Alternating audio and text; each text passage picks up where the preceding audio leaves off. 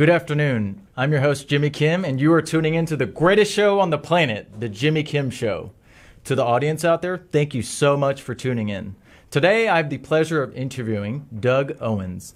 He is a retired Air Force Lieutenant General, which is one of the highest ranks in the military, and he's currently the president and CEO of the Lone Star Flight Museum. Doug, thank you so much for coming to the radio studio to conduct this interview with me. So we're going to go ahead and start with some background about yourself. Sure, Jimmy, thanks so much for having me here today. It's a pleasure to see you again. It's been a little while. It has. And it's great to be on the show. Excellent. All right. So let's start with, like I said, some background about yourself. Start with kind of like your upbringing, family, and. Or you want to go back that far? Yeah. Or however much far you feel comfortable with going, talking about. I grew up in the military. My dad was an Army NCO. He fought in World War II, Korea, and Vietnam. So I had a very strong military background. And as I grew up, I very early on in my life knew I wanted to fly, and had set my sights on going to the Air Force Academy. So that's what I did. After graduating from high school and a year in prep school on a scholarship to help prepare me for the academy, I went to the academy, graduated, and then went off to pilot training at Columbus Air Force Base in Mississippi. From there, spent 33 years in various operational assignments around the world. I've been an instructor pilot, flew A-10 Warthogs in Desert Shield, Desert Storm, served in various positions around the world, spent about a dozen years out in the Pacific. More importantly, I married my high school sweetheart. We've been married over 41 years, two great sons that have their own families now. Both are serving Air Force officers. One is B-52 Squadron Commander over at Barksdale Air Force Base in Louisiana. The youngest is a major serving at the Air Operations Center at Ramstein Air Base in Germany. So I've had a very full military career. I retired in 2013. And was sought after to come and build the new Lone Star Flight Museum, which is now at Ellington Airport, which was built in the 2016-17 timeframe. Just hit my 5 years with him yesterday. And congratulations. So this is a 5-year anniversary with him, and I've been privileged to be the president and CEO of the Lone Star Flight Museum since, which is where we believe that aviation inspires achievement and endless possibilities. And so we're very excited to bring that to the people of Houston and everything that goes with it. Very nice. So I know you went through a lot of topics there very briefly, but throughout the course of this interview, we'll dive in a little bit deeper on each of those aspects of your life that you've been through. Sure. Because I know which each moment and phase that you've been through in your life, there's a tremendous amount of stories there and information you can tell the audience. So do your sons plan on reaching the rank that you've gotten to as well? Do they plan on doing it for the long run? So long run is always relative. So my oldest son has already served 17 years in the Air Force. He has his own career that he's leading. I've never pushed the boys in any direction. They follow their own convictions and their own passions, and so that's what they're both doing. I'm proud of them very much for what they've done. By the time they were in the service for 10 years, between them they deployed 9 times and around the world doing things that the Air Force had sent them off to do. So they've served very well in their time, and they've been able to raise their own families and all that stuff. So whatever they want to do is fine by me. I don't. Very nice. So you don't force them to do. I've never done that. That's always a great thing. No. Yeah. I'll operate the same way when I have kids someday. Do something that you want to do in your passion, rather than being forced to do something you don't want to do. That's exactly right. That's how individuals tend to be more successful when they're put in a position where they do chase their passions. As I told you right before we started this interview, I'm here because I love the media. I have a passion for this, whether it's radio or TV or even print media and social media. Sure. Yeah. All right. So I guess initially, why did you decide to join the military to begin with?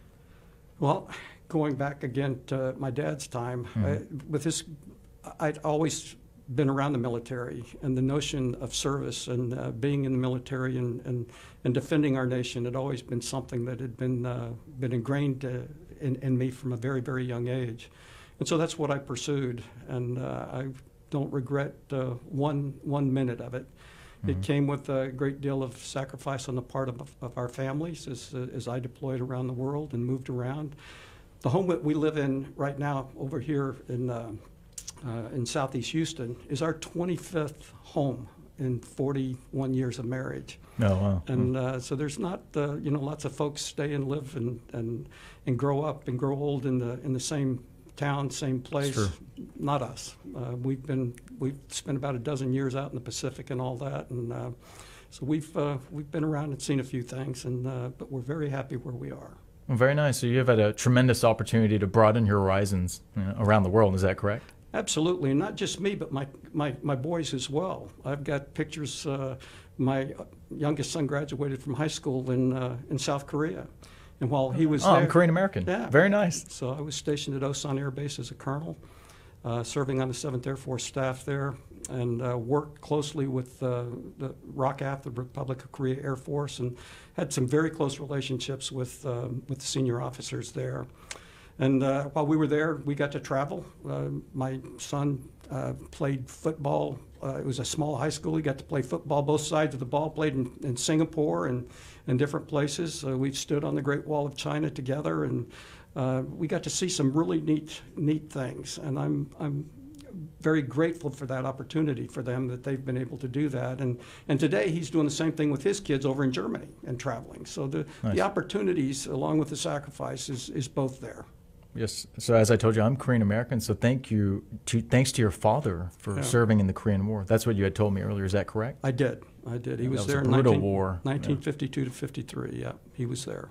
Very nice. Yeah, I'm able to have this freedom because of our ancestors that fought your father, and actually my grandfather's a decorated Korean War veteran as well, Marine Corps, and then my dad was a Army Ranger in the South Korean Army. Yeah. So I come from a long bloodline of military men. Yeah, I get to talking about my dad. He was in Patton's Third Army and went across France and into Germany with George Patton in World War II as an air defense artilleryman. Oh, phenomenal. And in Korea, he was in the infantry. So he was there during a very difficult time, 1952 to 53. And in Vietnam, he was in a field artillery unit along the demilitarized zone during the Tet Offensive of 1967-68, which was some of the heaviest fighting that was had during the war. So he'd fought 2 wars before he had me, so I count my blessings that I'm here at all. My goodness, and, yeah. I think I owe back for all of that, and I'm just very honored to be able to have had and blessed to have had the career that I did, and now to serve in the position that I do now with the Flight Museum. Right, yeah, those particular wars are some of the most intense wars, and those particular moments he was there too, those were probably the most brutal times. That's very, very true. Yeah, because I've studied independently. Even when I was a cadet, I studied those wars and looked at those moments. But yeah, there's a lot of stories at those times and moments where, yeah, as you said, you're lucky to be here because some others weren't so lucky. When I was deployed to Desert Shield and Desert Storm, when the Desert Storm part happened in 1991, I called him the morning that the war actually started. We'd been over there for quite some time, and I called him and from the theater, and he answered the phone, and I said, "Dad," I said, "it's Doug." And the first thing he said out of his mouth was, "I thought you were flying today," and I stepped back from the phone and thought for a minute, how in the world did he know that? Because in fact, I was supposed to have been flying. And it was the first day of the war, and I got called into a planning effort for that, and so I was not flying. But he had been living that part of this vicariously through me, and it was the first war of his generation that he wasn't a part of. Yeah. So at home on our little TV, he had a VCR and a clock set to Saudi Arabia time, so he was following every bit of what I was doing over there through the months that I was deployed. And it just goes to show that the greatest generation, which he was absolutely part of, and what they did, were truly broad shoulders that I stood on to do what I did, and now my sons stand on mine. So it's a circle of life, if you will, that I'm just very proud that my family has been part of. Right. Yeah, I'm a big fan of that generation as well. To get through all of that, they had to have the strength and the grit Well, we all should be, because if they hadn't done what they did, we wouldn't be sitting here today. That is true. On this radio station. Right. All right, so tell us briefly also about your experience at the Air Force Academy. That's in Colorado, is that correct? It is. I was actually, too many family secrets here, but I was born in Colorado Springs when my dad was stationed at Fort Carson. So I think subconsciously, somewhere along the lines, as a baby, they must have been piping back into me that I needed to go to the Air Force Academy, because from a very young age, that's what I wanted to do. And the Academy is a wonderful school. Absolutely. It's a beautiful campus, and it is its mission there is to educate and build officers that have the passion to defend the nation, and that's what they do. And they do a great job at that. It's a tough school. I bet. I happened to be in the very first class, the class of 1980, when the very first class of women that went through the academy. So I was privileged to serve alongside some terrific ladies that went on to do great things, that were fellow general officers just like I was. And proud of that time, and I look at the classes as they're going in today, and I think to myself that I could never compete with the current generation of folks that are going in there, because they're so talented today and so smart in what they do. But it's a wonderful school, and we even went back as a tour, as one of my operational tours, and I was an instructor, a flight instructor there at the Air Force Academy. And so I've spent a lot of time in Colorado. Very nice. Yeah, I'm sure Doug, with your breadth of experience and wisdom, you could still hold your own with the new cadets, the new kids. I'm sure you can. I don't know. I have a hard enough time with my boys. So, with your boys, yeah. But like I said, you have that experience that that most others have not. No. And also, so some of the audience that may be aspiring to become pilots, can you briefly go through that process as well? Because I know it's a very rigorous and selective process to become an Air Force pilot or a military pilot in general, because that's your area of expertise. It is. Being a pilot takes a lot of work. It takes a passion to want to be successful at it. Yes. And I'll tell you what I told my youngest son as he was wanting and came to me for advice. I asked him if he was truly interested in this. I said, you need to get your private pilot license before you apply to become an Air Force pilot. And I said, are you willing to do that? And he says, I am. I says, well, good. I said, I'm not paying for it either. I'll pay for half of it. You got to commit to the other half. So there's a lot of work that goes into something like this, and there's screening boards that select those with the right aptitude to fly. And once they do that, then they go through the formal process. And there's different levels of training that start with the screening, where they'll send you out and get you up through Seoul in a very light airplane, and just make sure that you've got the hands and the makings of judgment to be able to do that. Then they send you off to formal pilot training, where you'll train first in the T-6 Texan II, and then for now in the T-38. You flew both of those? When I came through, I flew the T-37, which was the primary trainer at the time. The T-6 Texan II is the newer trainer. Okay. Yeah. And the T-38, which has been around forever, still is. It's still the advanced trainer, and it's the supersonic trainer that they have. And I stayed and was an instructor pilot in that as well. So it's a lot of work to be able to do this, and it's a terrific commitment, not cut out for everybody. And it's just something that I think you have to have a passion for to be really good at. Yes, and typically, how many years does that sum up to, like the training?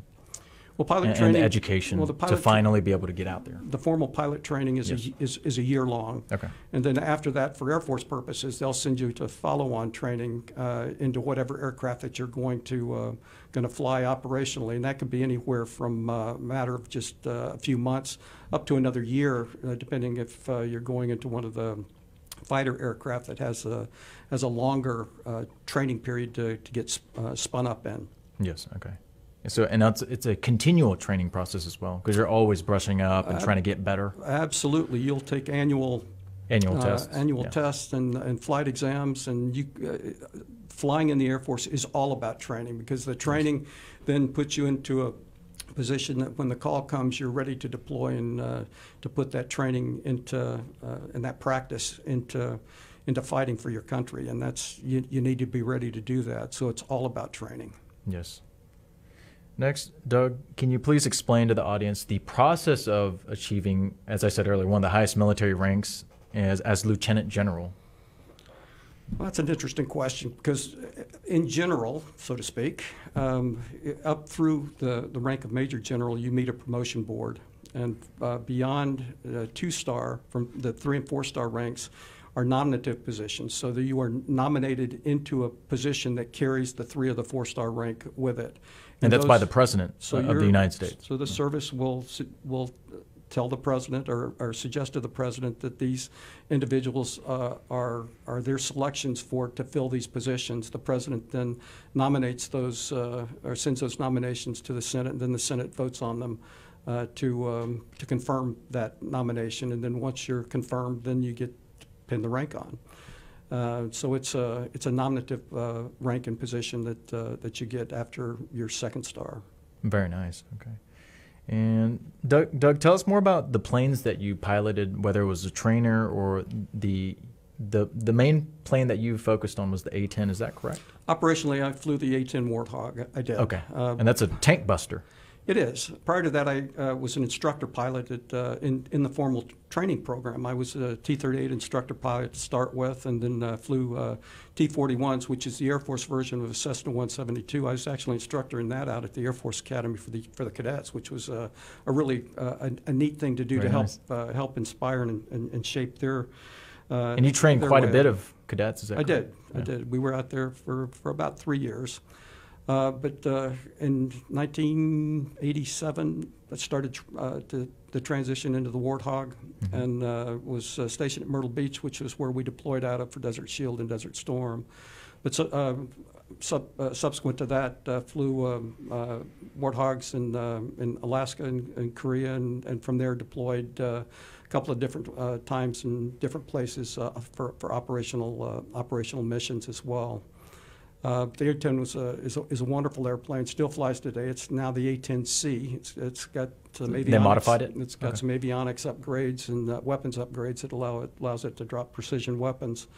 But when I was flying, it was built at a time when we were our primary adversary was the Soviet Union. It was built to fly in an area of Europe called the Fulda Gap, which was where we expected the Soviet Union to attack the West from. So it was built to fly at very low altitudes. Low altitudes meaning from 100 feet to about 500 feet. Oh, that's really so close. Yeah. Really low altitude. Yeah. So that's how we trained. And interestingly, when we actually flew it into combat in Desert Storm, we flew at medium altitude. So it was, while we did that somewhat, most of our training was in the low altitude regime, and which is where that airplane performs best, because at that really low altitude, you're riding. It's like believe it or not, it's like a sports car at really low altitude. It's not like a sports car at high altitude because it handles much differently. And the engines, the TF-34 engines that it has on it, don't have the same response and everything, but it packs a wallop. And it's all built around that 30-millimeter Gatling gun that it's got with the 7 barrels and the 4,100 rounds a minute that it can fire. Very nice. And it shoots it has a bullet that's about a foot long. I think when I first met you at the Houston Club, is that the bullet that you brought? That was incredible. I was like, wow. So the airplane carries about 1,200 of those, and it could actually empty the entire magazine, the drum, in short order if it needed to. But you never employed it like that. Okay. But along with that, the mixture of gravity bombs, precision weapons, and missiles all on that thing. It had 11 pylons. And it's a tank. It's a flying tank. So typically, what is the crew like on the A-10? You were obviously the command pilot, correct? I am the pilot. It's a crew of one. It's a single seat. Oh, it's a single seater. Single seat. I didn't know that either. Yeah, it's a good sized airplane, but it's a single seat fighter. So when you're in it and flying in formation, it's you and your wingman or wingmen if you've got more than one with you, and you're out there providing each other mutual support and going after the targets. Very nice. So when when the opposing enemy sees y'all coming in, it must scare them. They must get so scared. Well, generally, if you're flying at medium altitude, they're not going to hear you coming because of the engines, because of the way the engine sound is, Right. and they're really not going to know you're there until they feel the effects of that gun, or they feel. But then it's too late. A Maverick missile coming their way, and then it's too late. Especially at night, you're just not going to hear it, and so it's a terrific weapon system for what it was built for, which is close air support. Right. Okay. Can you tell us more about some of the wars that you participated in? Obviously, Desert Shield, Desert Storm. Were you involved in any other conflicts? In a support fashion, yes. Okay. Which is important. The support. So, if you don't have the support, everything's can't do anything. I mentioned that we. Mm-hmm. I mentioned that we were stationed in Korea yes. in the 2000-2002 timeframe, and stationed at the Pentagon. I was actually on the joint staff when OIF and OEF started. So I was in the part of the joint staff effort that. Can you explain what the OIF and? Operation Iraqi Freedom and Enduring Freedom. Oh, okay, that's what they use as their abbreviation. So when those conflicts started, I was at the joint staff at the Pentagon during that time as a colonel. So it wasn't the kind of sport that you think. This is where we provided a lot of the direction and stuff that came out of Washington D.C. came through the joint staff and working with combatant commanders and the like to make all of that happen. Who was the president at that time? Was it Bush? George W. Bush? Bush was in the seat during when we started. Yes. Okay. And can you tell us about some of the proudest decorations and military awards that you have yourself? I know there's quite a few, but some of your favorite ones. The one you're most proud of. Honestly, I've never looked at them like that. I just don't. I understand.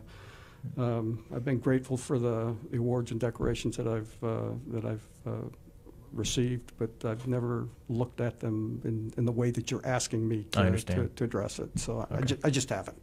Sure. Okay, that's fine. Yeah, that's what when I recognize selfless service when you respond with an answer like that.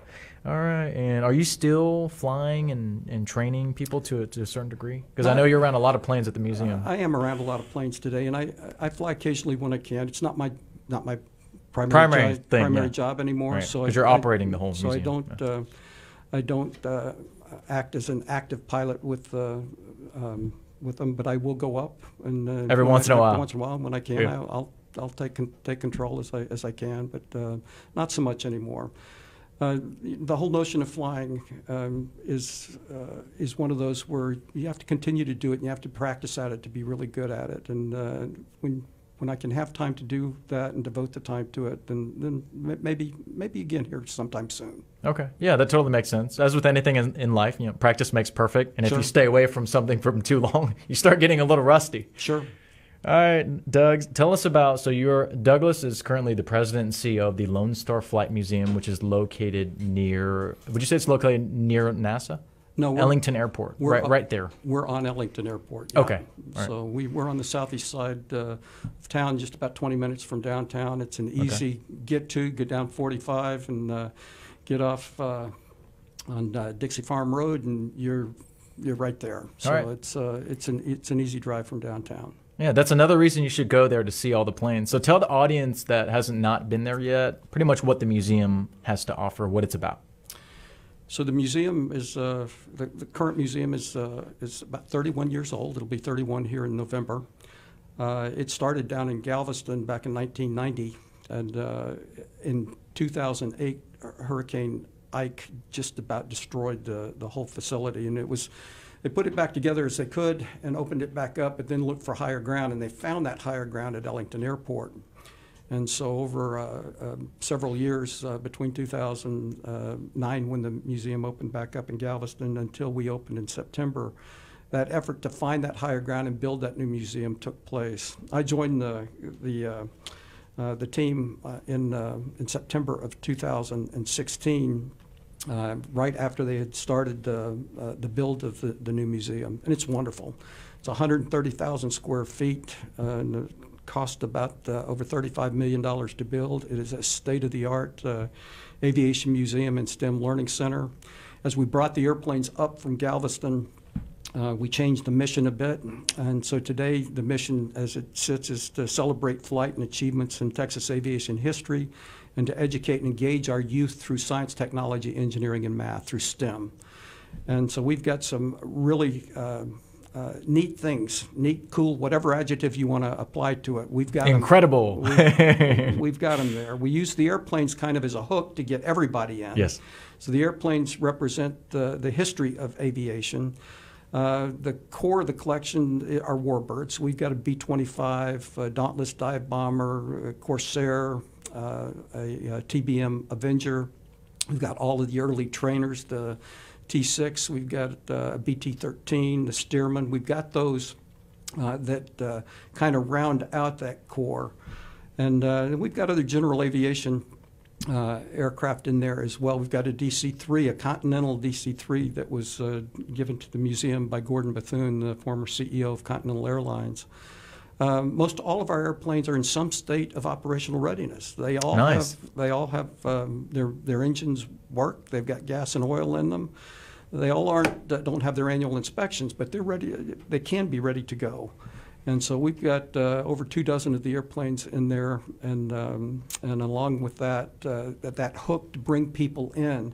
And remember that each of those airplanes represent a particular point in the evolution of aviation technology. Yes. And so at the time that they were built, they were state of the art. Right. And if you look at them over time, you can get a sense of how that technology has evolved over time. And we've got an MQ-1 Predator hanging from the ceiling. Is that a Reaper? It's a drone? It is a remotely piloted aircraft. Okay. And it's one of the early aircraft that was used in OEF to take out those that would threaten us. Yes. And so we've got one of those. So we go from the earliest airplanes up through the MQ-1 Predator, and we've got F-4 Phantom in there that belongs to the Collings Foundation that's on display. So we've got some wonderful airplanes in there. We do fly them. Very cool. And we actually sell rides in them so folks can come out and have a flight experience. But more than that, for the young people, what we've got the Flight Academy and our Aviation Learning Center, which provides them an opportunity to come out and learn and be inspired around things that are aviation oriented. We just had a big group out on Saturday that was sponsored by the Aviation Community Foundation. Big group of 50 or more that was out to see everything going on. And they were there at a wonderful time because we had the B-25 out on the ramp flying along with our Stearman. So they got to see these old airplanes in action. When that B-25 is on the ramp, that's one of the medium bombers from World War II. And those radial engines crank up, and you start to hear that whop, whop, whop, whop of the sound of those engines, and the ramp just starts to shake just a little bit. It's really, really a neat sense of things. I bet it is. Yeah, get your adrenaline going. I'm sure it does. It's a wonderful place to come, and we target, so to speak, we target the schools, all of them, public, private, charter, homeschool. We want them all to come and visit with us. Our learning center has a dedicated syllabus that is designed around a 2.5-hour visit with us. And it's a great way to introduce young people to the world of aviation and all that can open up to them. And we are all carry a great deal of passion about all of that and what we do.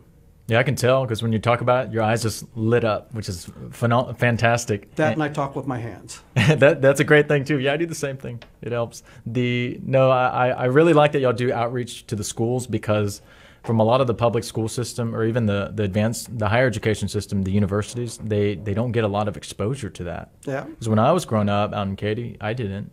But the fact that you're doing that, it can help maybe shift somebody's career path, and they may see that and they may fall in love with that and end up doing that, for their career. Most young people have never been around airplanes up close and personal. Exactly. They may have been inside an airliner or something like that. Or watch it on a movie or something. But to actually be up close to a general aviation airplane or be able to get in one and climb around in it is just something that most don't get to see. And we want to give them that chance. So that's what we do. Yeah, same goes for the fighter jets. Yeah, that's what we do. Most people never see that unless you go to, like I said, an institution like yours or go to the air show. So annually they have the Wings Over Houston Air Show. A lot of your planes are on display at that event. Is that correct? Normally they would be. This year we're going to open the museum up. We're going to have the museum open during the air show, which is a little bit of a change for us. That is a change. So we're excited about doing that this year. And we invite folks to come out to the air show, and then after the air show, come see us as well. Don't want to take business away from the air show, but we want folks to know that we are open too. Okay, yeah, I think that's a great idea. Do you know if they're going to be having the Air Force Thunderbirds or the Navy Blue Angels? They've got the Thunderbirds this year, and then they've also got the Canadian Snowbirds. So they've got 2 demonstration teams. This is a big year for Wings Over Houston, and when their annual show is just tremendous, and we're happy to be associated with them and support them in their efforts, and we've got a great relationship with them as well. Very nice. Yeah, it's actually one of my favorite events throughout Houston, the Wings Over Houston Air Show. I'm a bit biased towards the Air Force Thunderbirds. That's my favorite air demonstration squadron. Well, good. The other groups are great. I've never seen the Canadian group before. Are they pretty good? They are. Are they using F-16s as well? No, they use a trainer aircraft, and it's a little bit different. It's a different look, but it's more airplanes, and I think they will put on a great show. So we're anxious to have them out here, and they'll all fly in on Thursday evening. They'll do their practice shows on Friday, and then the air show on Saturday and Sunday. When is the first air show weekend? First weekend of October. Oh, so it's really soon. Yeah, it's coming up in a few weeks. Yeah, it's coming up. Do y'all by any chance house an F-16 at your museum? That's one of my favorite planes. I don't. Okay. We don't. Okay. But they're at Ellington. There's 4 of them sitting air defense alert. Right next door. Yeah, there are 4 of them sitting air defense alert. Okay, so you can see them as we speak. So if anything happens, they're ready to launch on a moment's notice. Right. So that's actually something most people have no idea about, that those airplanes that are around the United States, that we have airplanes sitting air defense alert to protect the sovereignty of the nation from 24/7 from an airborne threat. We sure do, and have had for years and years and years. Yeah, because typically civilians don't get that exposure unless they hear it from somebody, or if they actually get out there and see it. Yeah. But how often do they get out there? When there's some kind of event over there, or if they're going to their museum. But throughout their daily life, whether they're working their 9-to-5 job, they just don't get that exposure. But I'm happy to hear that they are on standby 24/7, looking after the safety and security for our country. That's why personally I've been a longtime supporter of our military and our veterans. Well, we thank you for that support. Well, thank you for your service. Does the museum itself have any new projects that y'all are working on, and what is your vision for the future? Well, let me talk about what just has happened.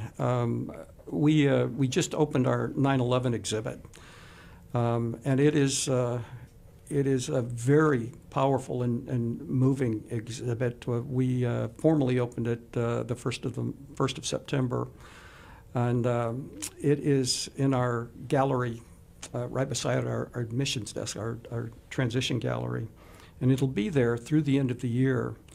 And inside it, along the walls, are the names of all 2,977 people that were killed the day that the terrorists attacked the World Trade Center, the Pentagon, and Flight 93 that went down in Shanksville, Pennsylvania. All 2,977, their names and where they died, where they were killed, are on our walls, all 4 of the walls. And in the middle of the room is an 11-foot section of steel, of I-beam, from the World Trade Center that sits on a very simple cradle there that is a very poignant reminder that brings those that are in there in direct connection with what happened on September 11th. That's one of those days that most everybody knows where they were when those planes attacked the World Trade Center. I know for me, I was actually in the air. I was on a Delta flight out of Atlanta that morning. Commercial flight? Commercial flight on Delta 757, headed to San Francisco, and from there back to Korea, because where I was stationed, I was back in the States for a conference. And I'll never forget that morning as the pilot put that airplane down in Memphis and not San Francisco, after he was directed as part of the national stand down to put all aircraft on the ground and close the national airspace. Everyone has a story, something like that, and they remember that. And now 20 years later, as we look at where we are as a nation, a very somber reminder of the events of that day and what can happen when you let your guard down, and what can happen when vigilance is not held at the highest, and you look at all of the things that have happened with us in terms of the evolution of TSA, for instance, at the airports and things. All that, none of that was there before 9/11. Yeah. And where we are today, both as a society, what we are saying is important to us and what is a priority, and then what can actually happen to us if we let our guard down. Yes. And this exhibit honors those that died on September 11th, and reminds us that the price of freedom is very high. Yes. And that price was paid that day, not willingly, but their lives were taken from them by the terrorists. Bad people. And we need to make sure that that doesn't happen again. And this exhibit is open through the end of the year. It is a very powerful one, and I do encourage the folks of Houston to come out and see it when they can. It's one of those that will speak to individuals differently based on their personal experiences. And I encourage moms and dads to talk to their kids about what happened that day. This is not a subject that should be shied away from, but it should be talked about because it matters, and it matters to us as a nation. So that exhibit is open and running through the end of the year, and we invite folks to come out and see it.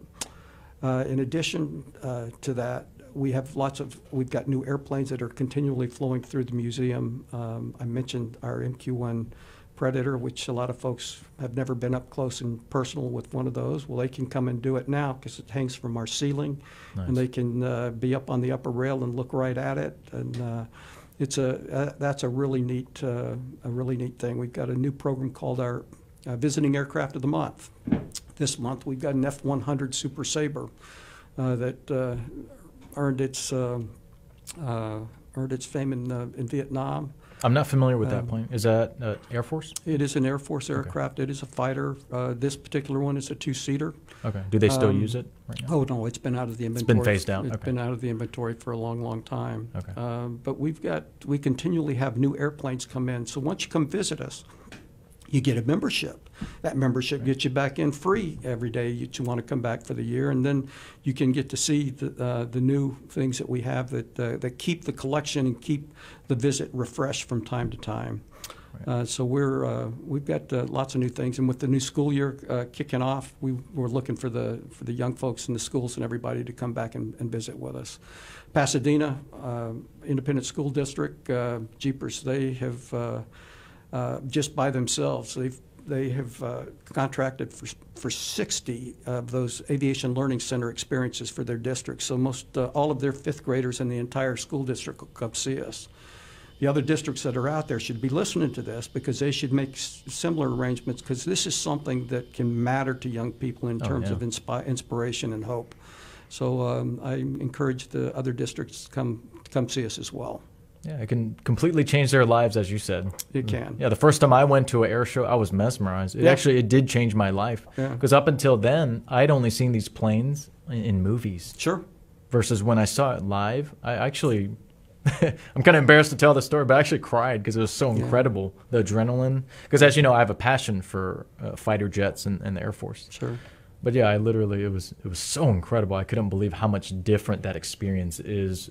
Like I said, when you watch it on a movie or just a video versus when you actually experience those fighter jet engines in person, it was really a life-changing moment, as you just said. And, sure. And I highly recommend anybody out there, if you get the chance, go to the air show, go to the museum, get that exposure. You know, especially if it's something that you've never had before. And as we both just said, it has the potential to change your life at any stage of your life you're at. And yeah, I do want to congratulate you on the Victory in Europe Day flyover that y'all did. I believe, was that last year?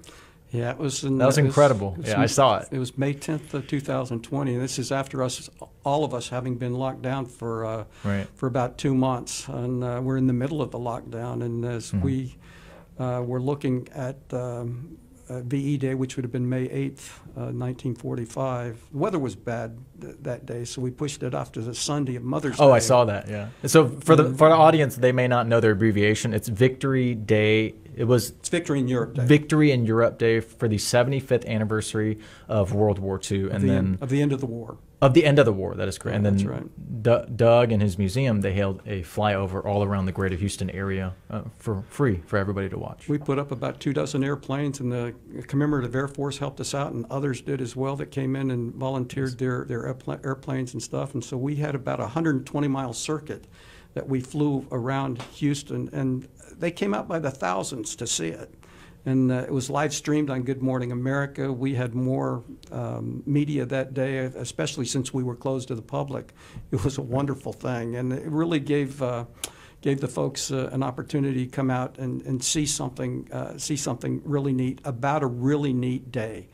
And I'm talking about Mother's Day, not just Victory in Europe Day. That neat day to celebrate Mom on that same time. So it was Right. It was a great opportunity for us, and we looked for all of those kinds of opportunities to acknowledge special events in history. The 18th was the Air Force's birthday, for instance. Recently. Yeah, I saw that. So it's we look for next year they'll celebrate, I think, the 75th anniversary of the Air Force. So that'll be a big one that we'll look at as well. Yeah, and you arranged that whole event, right, for the VE Day flyover? We did. Okay. We orchestrated that and had some great help out of our board of directors and the like that helped support that, and it was just a wonderful day. Once again, thanks for doing that for the community, because I know people were getting really antsy, stuck in their homes from all these lockdowns. Yeah, they were. All they had to do was look up. I remember when y'all were actually promoting the event. It was hashtag y'all just said, look up. Yeah, it was hashtag look up. I'd say that's a pretty historic event for the city of Houston. I don't know if there's been anything like that done. Well, there hasn't been in my lifetime. And I don't think they've done anything else like that. Well, what was funny was we had the Blue Angels do their flyover, I think, a day or two beforehand, and we kind of billed that as the warm-up for ours. Oh, nice. Good one. They probably don't appreciate that. But yeah, they will. Well, I think the Blue Angels are pretty cool, too. Yeah. But I like yours as well. Actually, I saw both. The next, Doug, let's talk about, with your amount of, like I said, wisdom and experience in the Air Force, can you give us your thoughts about the current state of the United States Air Force right now, and then what you think a good direction for the Air Force would be to go? Whether it's do they need to keep doing more drone training? Do they need to train more human pilots? Will there ever be a substitute for either or? So just like I said, looking from the top down, now that you've finished your career in the Air Force, just some of your thoughts, general thoughts. Well, that's a loaded question. First, I would say that the Air Force is in great hands. The leadership that is out there and the young people that are volunteering to serve today are very high quality. And I'll remind everybody that everyone that is serving today are volunteers. There's no one drafted into a position that they don't want to be in. And as all of these folks have come together, the responsibility of the Air Force at the senior level is to make sure that the force is trained and equipped with the best that the nation can offer, and then finally to exercise the wisdom and judgment about how they are used and the like. And I used to have an opportunity in my very last assignment as the Vice Commander of the Air Force's Air Education Training Command to address on graduation day from basic training, to address at the formal parade, to swear them all in, and that these young people would be somewhere between 600 and 800 of them that would be on the parade field on one side, and I'd find myself between them on the parade field, and I would stand in front of them, and then behind me would be 2,000 to 3,000 parents. Oh, wow. Yeah. And I found myself in the opportunity of representing the Air Force, the Chief of Staff, the President of the United States, and what I was doing there and swearing these young people in. And I used to tell them what I just said, that responsibility was great on us in taking their sons and daughters and equipping them and training them and then using their talents as many of them were sent into harm's way. And I think that responsibility still lies great with the senior leaders, both our military and the civilian leaders as well, that they use that national treasure wisely in everything that we do.